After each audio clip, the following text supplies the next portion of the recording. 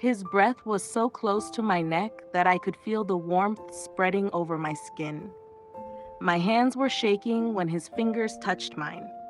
And in that quiet room, I realized I was about to cross a line I never thought I would. Hey guys, welcome back to our channel. If you enjoy these kinds of deep emotional stories, don't forget to hit like and subscribe so you won't miss the next one. My name's Nilufar, I'm 24, and not too long ago I got engaged to the guy I'm in love with. His name's Armin. Honestly, he's everything I could ask for. Sweet, supportive, always by my side, no matter what. But right when we were planning our wedding, life hit us hard. Armin's business went bankrupt, and just like that, all the money we saved for the wedding was gone. My dad, who never really liked Armin from the start, got even more against him. He keeps saying, if he can't even handle his own life, how's he gonna take care of you? But here's the thing, I love Armin, and I know he loves me too. Money can come and go, but what we have feels real. Still, the pressure from my family, the gossip from relatives, the way my dad looks at me with disappointment, it's eating me alive. And that's when a new name came into the picture. Someone I didn't know yet, but who was about to change everything. His name was Shahrukh. Shahrukh someone I knew personally. In fact, I had no clue he even existed until one night when I was sitting alone in my room, my phone rang. The number was unknown. At first, I didn't want to answer. I mean, these days, who even picks up calls from strangers? But something inside me told me to. So I picked up. Are you Nilufar? The deep voice on the other side asked. I froze. Yeah, who's this? He laughed quietly. Don't worry, I'm not a creep. Your friend Sahar gave me your number. She said you might need a little help. The moment I heard Sahar's name, my guard dropped just a bit. Sahar was my closest friend, the kind of girl who always knew people I normally would never have access to. Still, I asked, help with what exactly? There was a pause. Then Shahrukh's voice lowered, almost like he was making sure no one else could hear him. With money, I heard you and your fiance are struggling. Maybe I can solve that problem. My heart skipped. So he knew.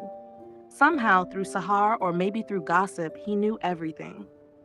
The shame burned inside me, but at the same time, there was this strange relief, like finally someone was acknowledging how desperate I really was. I didn't say yes, not right away.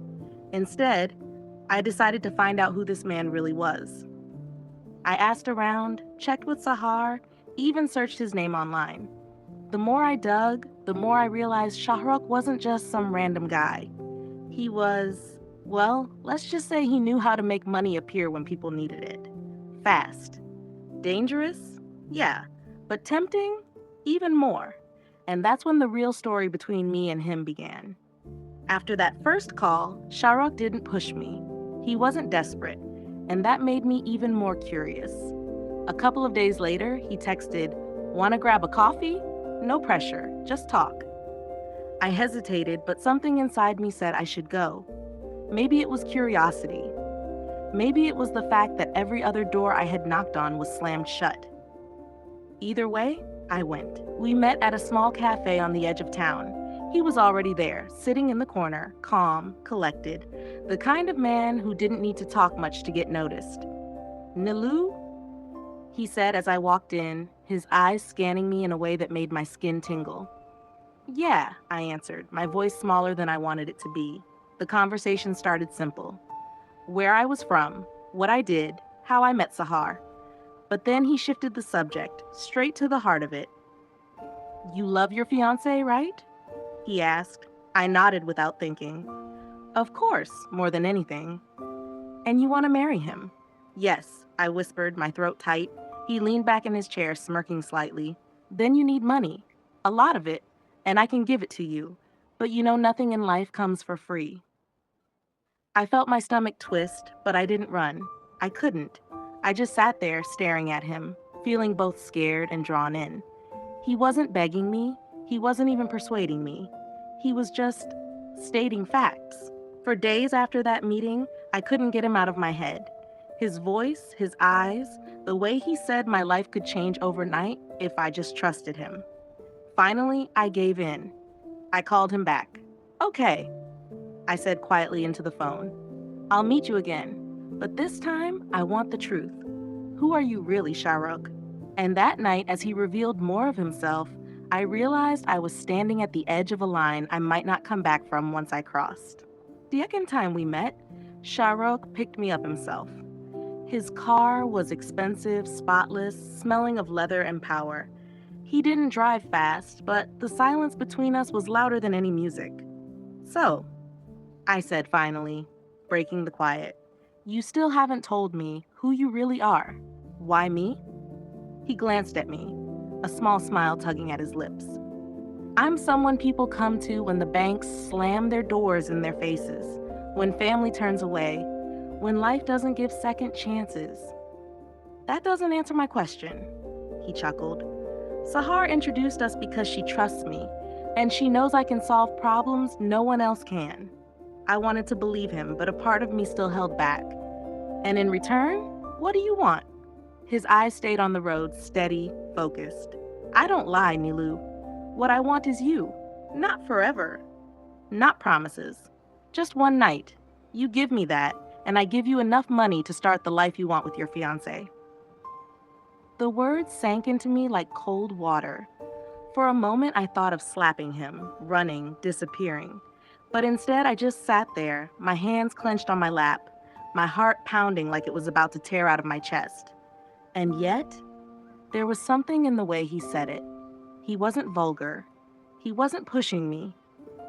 He spoke as if it was the simplest, most natural deal in the world. We reached his place, a tall building overlooking the city lights. Everything about it screamed wealth. Inside, he poured me a drink, sat across from me, and let the silence do the talking again. My mind raced, a storm of guilt, fear, and something else. Finally, I whispered, almost to myself, if I do this, there's no going back. Shahrukh leaned forward, his eyes locking on mine. There's no going back either way. The difference is, with me, you'll at least get what you want. And just like that, I felt myself leaning toward a choice I never thought I'd even consider. The night stretched longer than I thought it would. One moment I was trembling with nerves, the next, everything blurred into heat, touches, and a rhythm I couldn't stop once it started. I told myself it was just a transaction, just survival. But my body betrayed me, and I hated myself for it. When morning light spilled through the curtains, I woke up in Shahrukh's bed. For a second, I forgot where I was. Then the memories came crashing back. My chest tightened, shame, guilt, anger at myself. I tried to get up quietly, but he stirred beside me, pulling me back with an arm around my waist. His voice was low, still heavy with sleep. Don't rush, stay. Before I could even respond, his lips were on my neck again. And despite every voice in my head screaming no, my body once again betrayed me. We made love a second time, slower, heavier with something unspoken. Afterward, I sat at the edge of the bed, my hands shaking as I reached for my clothes. The envelope on the nightstand caught my eye, thick, stuffed with cash, the price of what I had just done. I picked it up, held it, and felt like it weighed more than gold. It was freedom, a wedding, a future, but it was also a chain I'd carry forever. Shahrukh watched me quietly, no smirk, no arrogance this time, just calm, almost gentle. Now you can give your fiance the life you want. That's all that matters. I nodded, unable to find words. My throat burned. Walking out of that apartment, the city felt different. Every step I took was heavy. I told myself it was worth it, that love sometimes demanded sacrifices no one could understand. But deep down, I knew something had changed in me forever. And that's where I'll leave you with today's story. If you want more raw, untold tales like this, don't forget to follow the channel. Because here, nothing stays hidden.